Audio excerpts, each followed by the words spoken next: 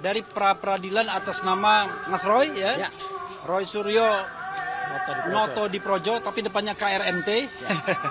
Dan ini terkait khusus pasal 32 ayat 1 Undang-Undang ITE. Undang-Undang nomor 11 tahun 2008. Karena undang-undang ini secara zalim itu menersangkakan Mas Roy dengan ancaman hukuman 8 tahun penjara. Padahal kami menengarai tidak ada bukti permulaan yang cukup yang bisa digunakan untuk menggunakan undang-undang ini sebagai dasar penersangkaan Mas Roy. Nah, untuk memberikan kehormatan kepada teman-teman yang lain yang tadi tidak sempat membaca, opening ini saya akan berikan kepada Mbak Soraya. Silakan, Soraya. Silakan. Ya. Assalamualaikum warahmatullahi wabarakatuh. Waalaikumsalam. Alhamdulillah, pagi ini kita semua sudah melaksanakan satu proses peradilan dan harapan kita pra-peradilan ini semuanya berjalan dengan lancar, lugas dan cepat. Itu harapan kita semua. Dan semoga apa yang dipersangkakan oleh pemohon hari ini dan nanti pada putusannya dimohonkan untuk dibebaskan kepada majelis hakim. Itu harapan kita semua. Jadi untuk itu, untuk lebih lanjut, kami mempersilahkan kepada rekan saya yang lain, Saudara Gofur untuk menjelaskan. Nah, Terima kasih. nanti dulu. Mbak Jiji yang belum Jadi kelihatan. ini lawyer-lawyer kita ingin perkenalkan semua. Ini Erdiana namanya, alias JJ. Tadi Soraya. Silakan. Iya. Izin saya biar ada mic-nya disampaikan. Oh iya. Ya, terima kasih semua rekan-rekan media. Untuk hari ini memang kita membacakan mengenai permohonan pra-peradilan sebagaimana telah disebutkan bahwa kali ini objeknya adalah bukti permulaan atau dalam menetapkan tersangka pasal 32 ayat 1 Undang-Undang ITE terhadap Pak Roy. Sekali lagi mungkin kami berharap agar pra-peradilan kali ini memiliki jalan yang lurus juga dan berakhir baik seperti yang diharapkan karena permohonan pra-peradilan ini kita ajukan sudah melalui pemikiran dan pertimbangan yang solid sehingga kami harapkan putusannya adalah baik dan benar. Terima kasih. Oke, ya berikutnya ini walaupun sedikit nggak apa-apa. Ini Pak Yasena, lawyer kita juga, dari singkatan dari Yaya Satya Nagara. Bismillahirrahmanirrahim. Assalamualaikum warahmatullahi wabarakatuh. Terkait dengan pasal 32 ayat 1, tadi sudah dibacakan panjang lebar ya. Di situ kaitan dengan masalah ijazah digital. Ya, digital. Nah, yang dipersangkakan ke beliau ini digital. Nah, beberapa kali tampil di media bahwa ijazah digitalnya Bapak Insinyur Joko Widodo dipotong-potong katanya. Yang dipotong-potong apanya? Ya, ijazah yang asli ada di siapa? Kalau ada. Ya, ijazah yang asli ada di siapa? Kalau ada, itu analog. Ya, yang dipermasalahkan sekarang ijazah digitalnya. Digital punya siapa? Itu punya Dian Sandi yang meluncurkan. Ya, kenapa harus ditersangkakan kepada klien kami? Dian Sandi yang harus dicari. Ya, itu pasal 32 ayat 1 makanya kami pra-peradilankan. Karena ada yang tidak cocok, tidak pas mempertersangkakan klien kami Bapak KRMT Roy Suryo Noto di Projo. Mohon bantuan doanya, kan ini sesuatu kesalahan, kekeliruan penerapan pasal dan ini boleh dikatakan adanya penyelundupan pasal dengan kasus yang dilaporkan kepada klien kami. Terima kasih. Assalamualaikum warahmatullahi wabarakatuh. Ya, kalau Pak Kombes ini marah-marah, maklum mantan polisi dia. Berikutnya Ristan dulu ya, sebelum Abdul Ghafur. Ya, silakan. Sini. Tengah. Kita kasih kesempatan dulu teman-teman. Ya udah. Oke. Ya. Oke. Ini namanya Ristan Simbolon. Terima kasih ya buat rekan-rekan yang sudah menunggu. Jadi intinya saya singkat aja bahwa pra-peradilan ini adalah yang kedua. Di mana yang pertama permohonan pra-peradilan kita dikabulkan. Keinginan kita, harapan kita dalam pra-peradilan yang kedua ini biar dapat berjalan lancar ya dalam melaksanakan segala apa yang kita lakukan. Semoga harapan kami yang pada pra-peradilan kedua ini tetap dapat dikabulkan seperti yang pertama. Itu aja harapan kami. Begitu. Terima kasih, Bang. Oke, sebelum Mas Roy, kita Mbak Meti mau ngomong? Enggak. Oke, sebelum dulu. enggak Mas Roy nanti Aku terakhir. ya. Ya, Enggak. oke lah. Bentar lagi. Mas Gafur dulu. Oke, ya. Assalamualaikum warahmatullahi wabarakatuh, rekan-rekan media. Ini di hadapan saya adalah surat permohonan pra-peradilan yang kedua.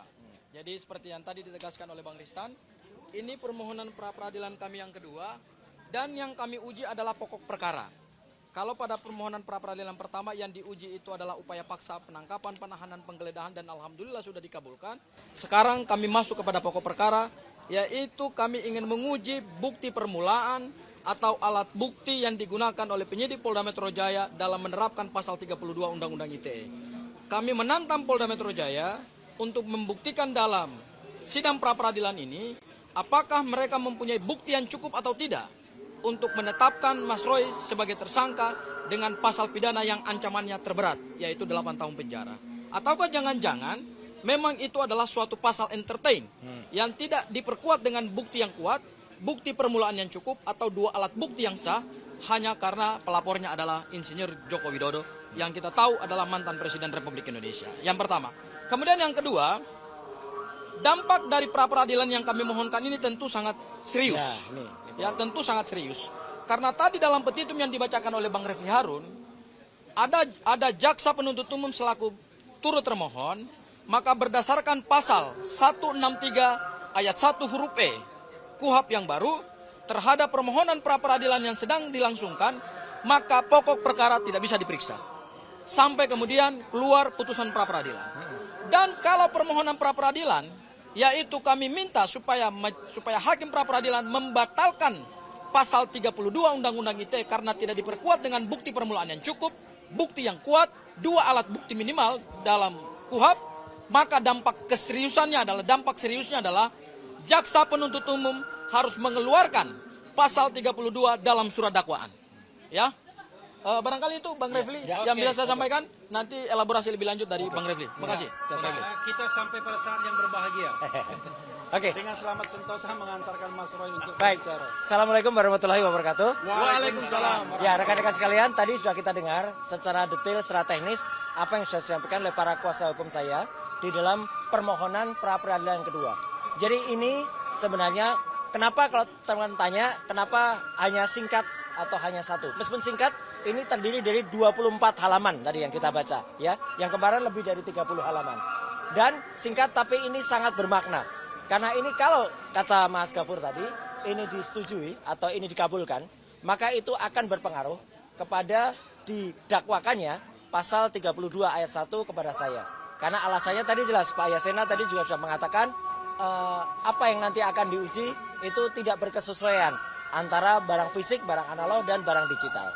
Jadi harapan kami ya teman-teman semua, kalau tadi ada yang pagi-pagi ada yang bertanya, apa yang mau kita harapkan dengan ini ya, kita berharap agar ini bisa mematahkan nanti pada pokok perkara ya, meskipun kita nanti akan masuk ke sana ya. Nah, ada hal lain yang penting untuk saya sampaikan karena banyak sekali pertanyaan ke saya. Pada saat yang sama ya, ketika kami melakukan permohonan pra-peradilan ini ya, ada kawan-kawan lain yang sedang melakukan audiensi ya. Alhamdulillah kalau itu audiensi, karena tadinya mau melakukan aksi di depan Komisi Yudisial. Yang melakukan audiensi, saya terus terang dalam hati kecil, saya juga mengatakan terima kasih kalau rekan-rekan masih mau berjuang untuk saya dan Dr. Tifa. Tetapi di antara teman-teman itu, dalam tim advokasi anti kriminalisasi dan akademisi, ada yang sudah juga sebenarnya memohonkan atau mundur dari saya, sudah mengirim surat permunduran ke saya.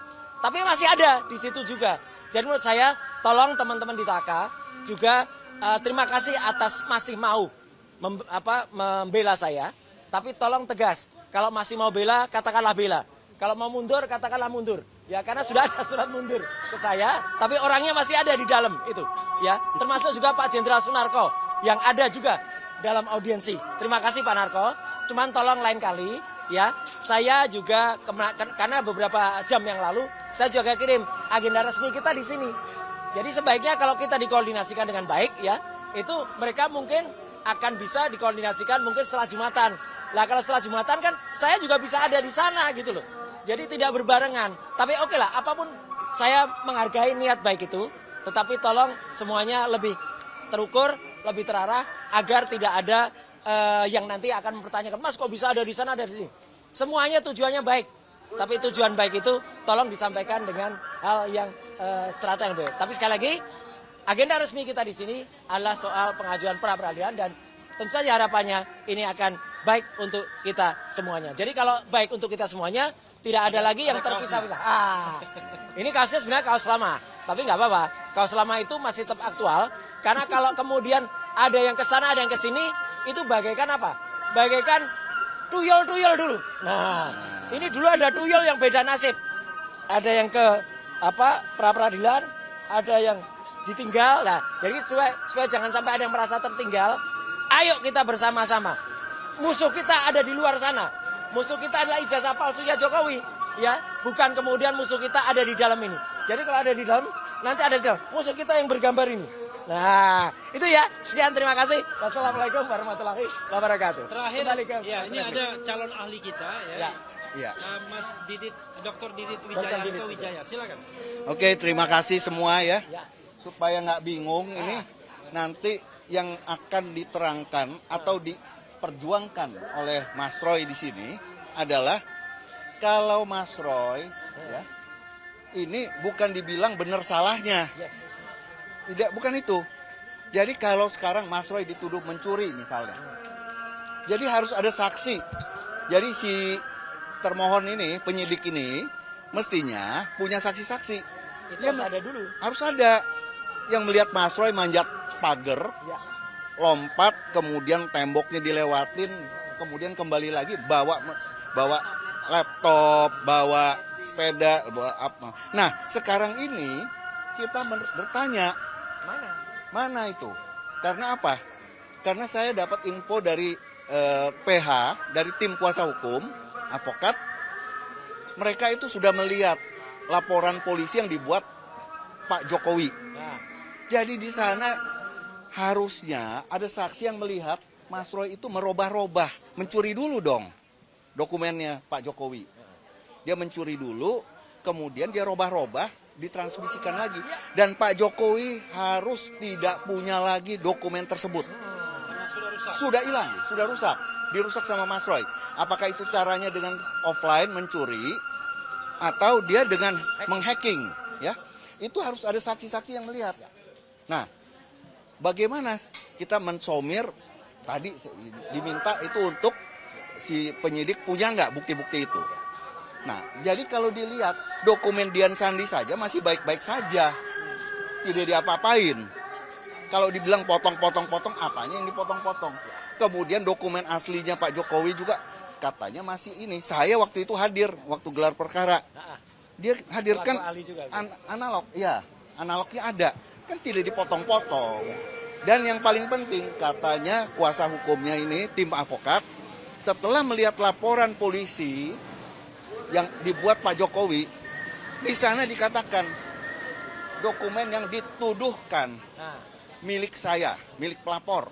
Jadi dituduhkan, dia tidak mengakui itu dokumen milik dia sendiri. Itu fatal ya. Itu fatal sekali. Ya, nanti kita lihat. Nanti setelah hari Selasa kita lihat saksi dan saya mungkin hadir di sana sebagai ahli. Ya, bukan mungkin, saya pasti hadir. Oke, terima kasih. Kecuali ada pertanyaan. Kalau tidak ada pertanyaan, selesai gitu. Ya, karena udah masuk waktu Jumatan. Ya, Cukup ya.